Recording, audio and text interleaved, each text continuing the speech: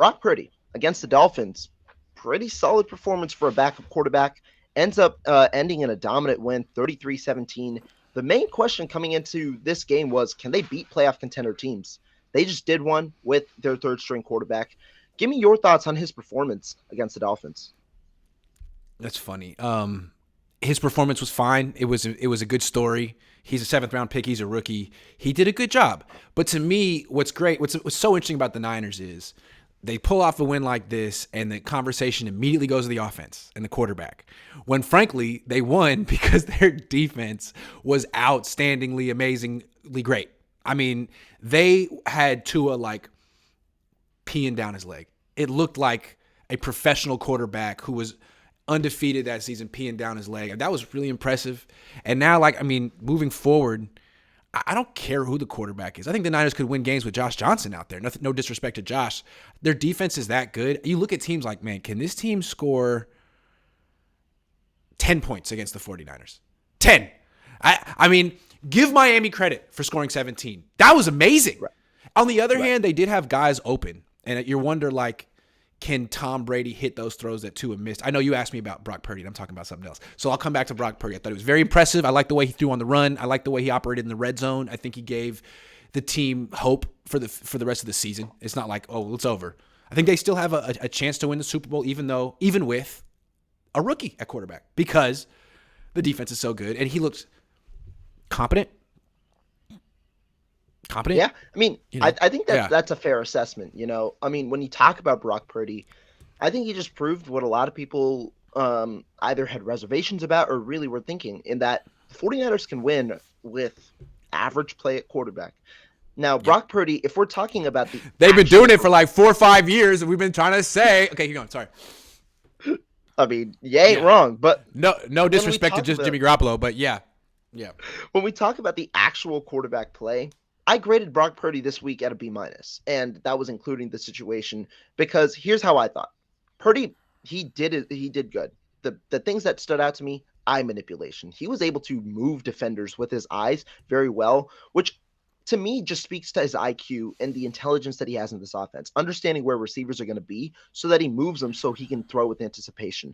And to me, that also indicated that he has an understanding of his limitations. He knows that he has, I know you call it a noodle arm, not very great arm strength necessarily. He understands he doesn't have great arm strength, which to me indicates that he needs to do a little more with eye manipulation, with pocket mobility, so that he can get better windows for him to throw the football into. Now, the performance itself, he made rookie mistakes. He was inaccurate at times. I think that'll improve when he gets better timing with his receivers. But overall, I was impressed with the performance, and to me, it just spoke volumes about the rest of the 49ers team rather than the quarterback position itself. I just think that and this is neither here nor there, but if Trey Lance had done the same thing, people wouldn't have been as enthusiastic. And maybe Jimmy Garoppolo was a victim of this too. But once you're a first-round pick, a team gave up 3 first-round picks for you, you get a $100 million contract, putting up an 88 quarterback rating in a win isn't enough. And for Brock, anything he does right now, if he beats Tom Brady this week with a 75 quarterback rating, a lot of people are going to be looking at him as the franchise quarterback of this team. People are going to get very excited because of the story. It's so improbable, all that stuff. But, once you give him a $100 million contract, people are going to look at him differently. I mean, I look at him as like Mac Jones. And Mac Jones was a first-round pick, probably shouldn't have been. Brock Purdy was the last pick in the draft, probably shouldn't have been. But the difference in skill set isn't that different. I mean, I don't know. It feels like quarterbacks like this, you can find guys who basically don't throw down the field that much. I'd like to know with Purdy, can he throw down the field? Because if so, that's a big difference between him and Jimmy. Jimmy can't.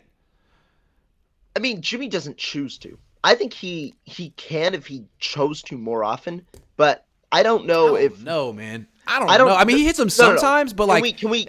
I'm not saying consistently. Oh yeah, I don't want to say can't. He's bad at it. He doesn't want to throw it. Fair. He doesn't throw it well. His trajectory is too flat sometimes when he has to. Mm-hmm. It's just like he misses by 5 yards too far. He knows it. You know it. I know it. It's not his throw. And I think to win a Super Bowl, you got to be able to have that throw in you. unless the Niners can prove they can win by dinking and dunking. I'd like to know if Purdy can hit that throw because I think Trey can. I know Trey can. I know Trey can. Yeah. And kind of transition there because we're talking about that deep pass and it being vital for some of those Super Bowl teams. Do you think it's this performance is sustainable now that you know Purdy's now going to be practicing with the ones, he's going to get the reps there? Do you think Purdy's performances can be sustainable going forward, especially now we're playing some playoff teams? I guess if it were, that would mean that he's a legitimate starting quarterback in the NFL. And I guess I'm not ready to say that yet. He looks like a good backup. And if that's what they got with the last pick in the draft, then that's a really good pick. Yeah. But a good backup like Colt McCoy in Arizona wins a game and loses a game, wins a game and loses a game, usually. And that's all you really are asking him. Like, can you please keep us afloat and let us tread water until someone else comes back because you're the backup? If he can keep this going and go on a winning streak, you'd have to think, well, I mean, he may not be the most gifted quarterback in the world, but at his price point, maybe he could start for the 49ers, especially if they don't have anyone else better. So I guess I kind of expect him to come back down to earth because I look at him as a backup, and now he's going to be going. Yeah, he'll get more experience, but the league will get more exposure on him. There'll be a book on him. There isn't one yet, and like in a month, it could be bad. So, also the Niners have such a bad track record of just protecting any quarterback. So, will it be the book that takes him down, or just getting pummeled? Like C.J. Beathard and Nick Mullins always got pummeled. That's true. And Yeah. to me, I'm kind of in a similar boat. I do have to see more because right now I don't view Purdy as a starter. And as for this performance, I don't think there was anything that necessarily wowed me apart from Right. the poise and eye manipulation necessarily that you have as a rookie. I don't think that there was a wowing throw apart from the one that he hit to Kittle, the hot read. I thought that was nice. I liked a couple of his throws on the run, and I liked the way he Mhm. operated in the That's red true. zone. That's Those true. those two things I liked. But again, there was nothing like super jaw dropping. I'm with you. And Right. if he And I had that mean, in his game, he wouldn't have been the last pick in the draft. It's not like the whole league missed a really, really special athlete. No, no. But he does certain things well, and we're seeing that right now. And you put him on a team with best defense in the league and all these weapons, his experience should help him function. Function. Yeah, which is yeah. what he did. You know. No, I think that's true. And the experience should help him.